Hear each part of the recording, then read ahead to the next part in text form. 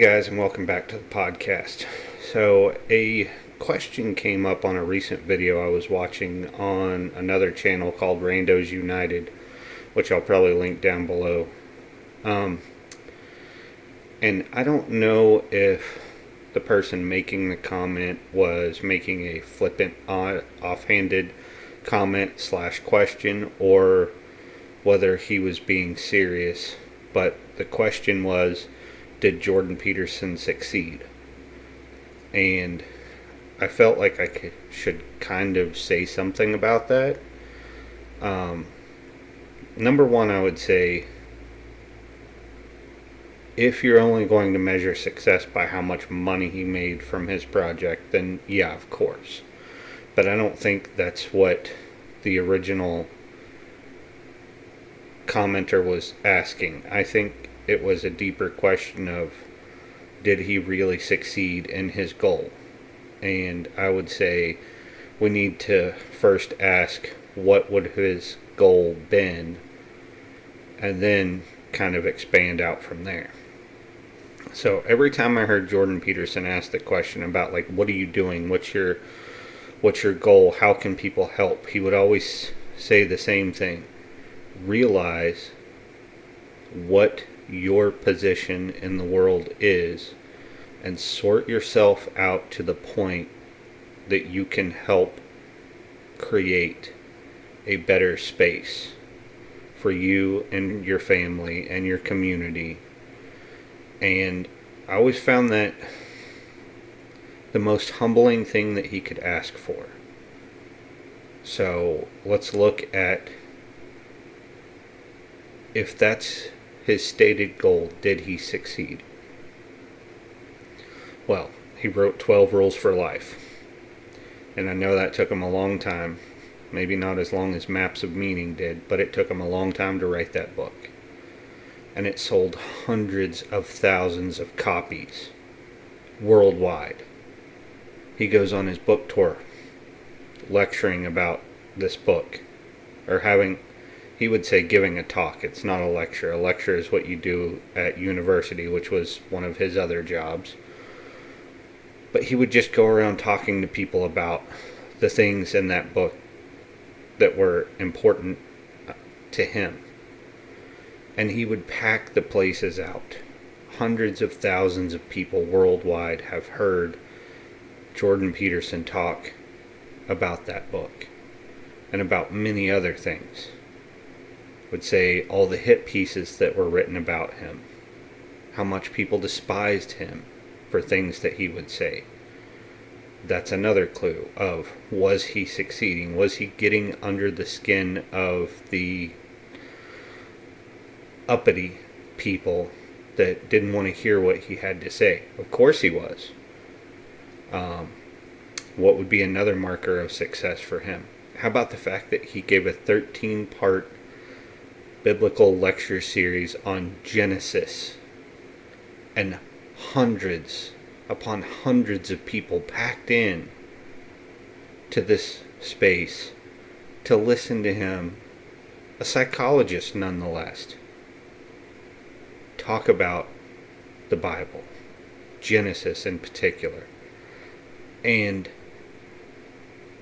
I think about that, and it's like, how did he succeed in getting that many people, young men alone, to go sit and listen for 2 to 2.5 hours once a week? Or, well, not all of them showed up every single week, but how do you pack that many people in to listen to a series about the Bible? And I think it's because he hit something.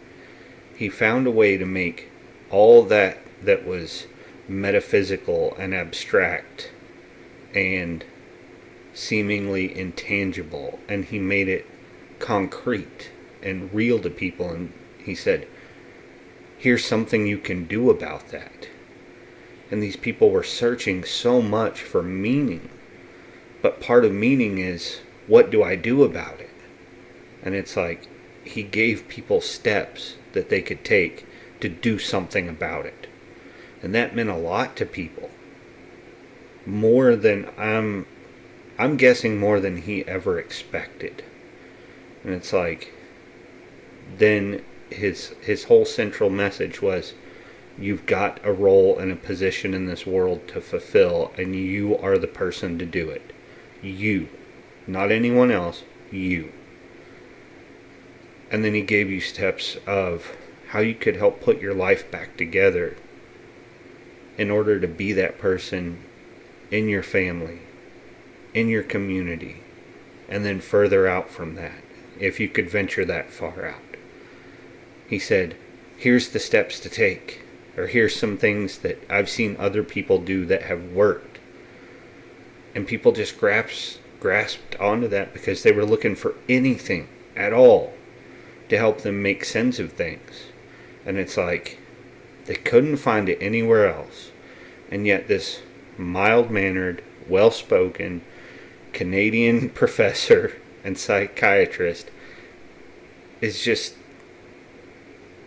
he helped so many people in such a weird and unique way. It's like, did he succeed? Well, I would say if his stated goal was to help people get their lives in order so that they could be better for their family and for their community, if one person did that, just one, imagine the generational impact that could have. Now expand that out. What if he lectured, I won't say lectured, what if he talked to 1,000 people in one space and 100 of them did that? Imagine the generational impact. What if all of them did it? It's like, out of all the people that he's spoken to worldwide, what if even 10% of those people were able to do that? What kind of impact would that have? And I would say it's a huge impact, because when I look at this Discord server that I'm on, and I see Paul Vanderklay talk about how he's self-proclaimed pastor of a dying church that's apparently been dying for the last 22 years, but he went from 15 subscribers on YouTube of just making videos that he still makes the same videos today that he did then, but just talking about things that he liked to talk about, and all of a sudden he starts seeing exponential growth when he starts talking about Jordan Peterson.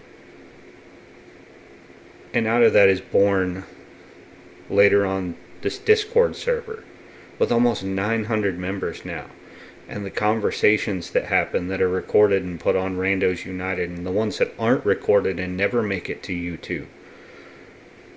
And it's like, all that because this one person had the guts to step forward and say what he thought and just put it out there. And later it's become this. I would dare to think that Peterson would be humbled by all this and say, what is going on? Like, how did I latch onto something that has that much impact on people? I think he would be humbled and dumbfounded by it, and most likely tear up, because that's part of who he is. But to get back around to the question, did he succeed?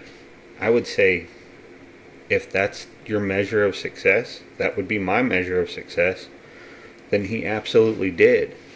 And I hope that this absence he's been on has made him stronger. But I also hope, beyond all hope, that these conversations continue, that this Discord server thrives, and that everybody can embody a little bit of what he did. Because if we can all do that, man, we can make some drastic changes. I'm telling you, we can whoop this meaning crisis eventually. Because with God on our side, there's nothing that we're incapable of.